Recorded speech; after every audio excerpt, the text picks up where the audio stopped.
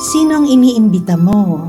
Mabiyayang araw ng Lunes kapanalig, kapistahan ngayon ni San Martin de Porres.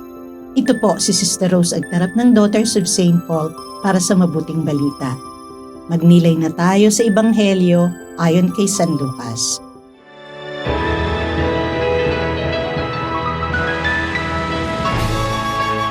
Sinabi ni Jesus sa puno ng mga Pariseo na nag-aanyaya sa kanya, Kung maghahanda ka ng tanghalian o hapunan, huwag mga kaibigan mo o mga kapatid mo o mga kamag-anak o mayayamang kapitbahay ang iyong kumbidahin.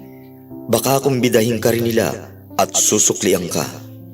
Kung maghahanda ka, mga dukha, mga baliwala, mga pilay at mga bulag ang kumbidahin mo, at magiging mapalad ka dahil hindi ka nila masusuklian, ngunit sa pagkabuhay ng mga mabuti ka susuklian.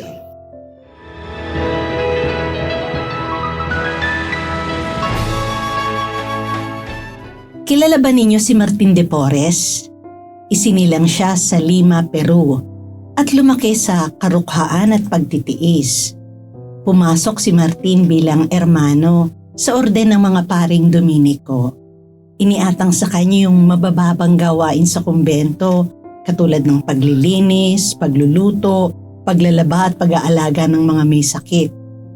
Sa pagtupad sa mga tungkuling ito, naipamalas niya ang kanyang kababaang loob at wagas na pag-ibig sa Diyos. Simple lang siya at kahit maraming pinagdadaan ng hirap sa buhay, naging inspirasyon siya sa marami dahil sa kanyang kababaang loob at pagmamahal sa kapwa. Nakilala siya sa pagiging mapagbigay lalo na sa mga dukha at mga kinalimutan ng lipunan. Sa mabuting balita ngayon, sinabi ni Jesus na kapag nag-anyaya ka sa salo-salo, huwag mong imbitahan yung mga kakilala mo at makakatulong sa iyo, kundi yung mga taong nangangailangan, yung mga walang makain, mga ulila at mga kapos sa buhay. Ang gandang paalala, di ba? Parang sinasabi, huwag kang maging makasarili sa pagtulong. Huwag lang magbigay sa mga taong makikinabang ka rin. Magbigay kahit walang kapalit o wala kang maaasahan.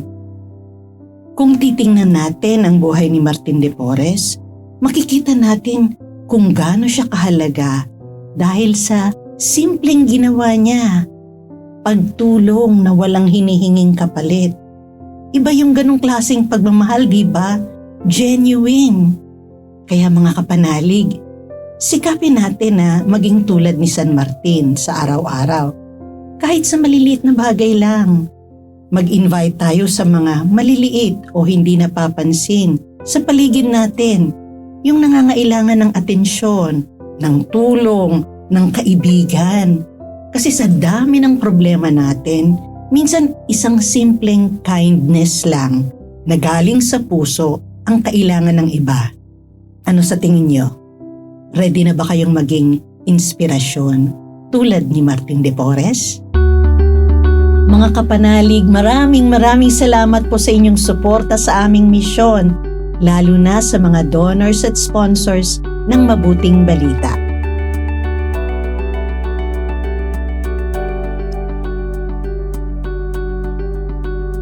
Subscribe, like, share, and follow po lines sa aming social media accounts. At patuloy kaming humihingi ng inyong tulong upang maipagpatuloy ang programang ito. Maaari po ninyong ipadala ang inyong love offerings at donasyon sa aming donations channels. Makakaasa kayo na kasamang lagi ang inyong mga intensyon at kahilingan sa aming panalangin araw-araw. Ito pong muli si Sister Rose na nag-aanyaya sa inyong manalangin para sa mga minamahal nating pumanaw. Pagkalooban mo sila, Panginoon, ng pagkahimlay na walang hanggan at mamulat nawa sila sa kaliwanagang walang katapusan. Naway magpahinga sila sa kapayapaan. Amen. We are here to provide a new way of communicating and proclaiming the gospel.